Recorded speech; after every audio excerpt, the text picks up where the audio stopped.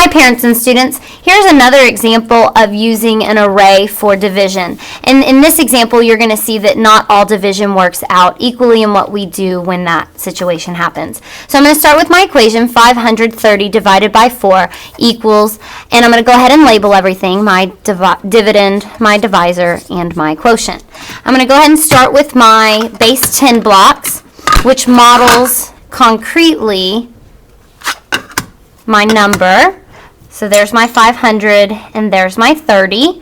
Now the students ask themselves, can I share at least a set of those hundreds? And they're going to say, well, 5 is larger than 4. So yes, they can share that set of 100, but they can't share all of their hundreds. They're going to end up having a leftover 100. So then they will eventually go and exchange that 100 for those 10 rods. And so that would give them their same amount that they would have. So that's how it would start off.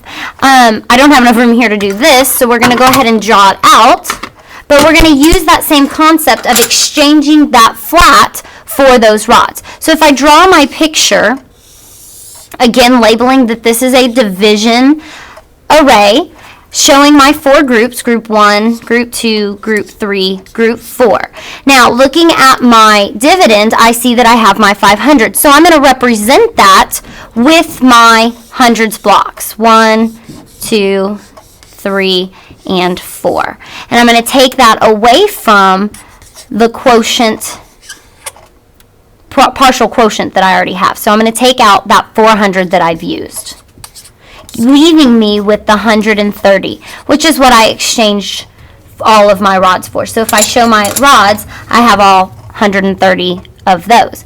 Now, skip counting by tens because that's much easier. I'm going to get as close to 130 as I can without going over in groups of 4. And if you know your multiples of 4, you know 4, 8, 12. Well, 12 would be as close as you can get. So you're going to share all 12 of those. 10, 20, 30, 40, 50, 60, 70, 80, 90, 100, 110, 120. So there's your 120. You're going to go ahead and take that out, and that leaves you with 10.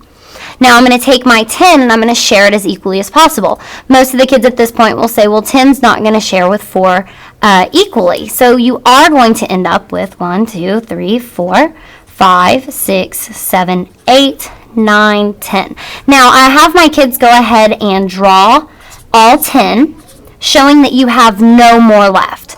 But what I have them do is circle those 2 that aren't part of the equal groups. And we go ahead and we say that, well, that's going to be part of our remainder. So we're going to have a remainder 2, and we're going to label that. And what I did end up with is an equal group of 100, 10, 20, 31, 2. 132 with a remainder of 2. And then, of course, the students at this time would go and check their division with multiplication.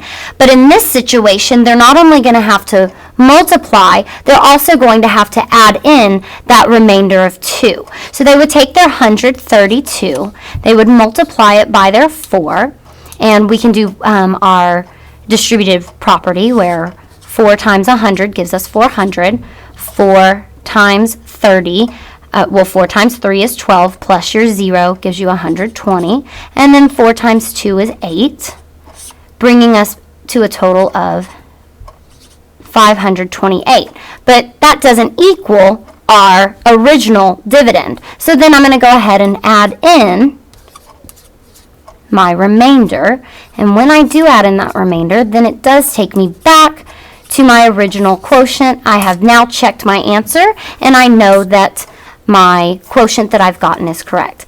So this will show you a little connection between the first one, which was pretty simple, where it worked out perfect, and then this one where it doesn't, and you end up with a remainder.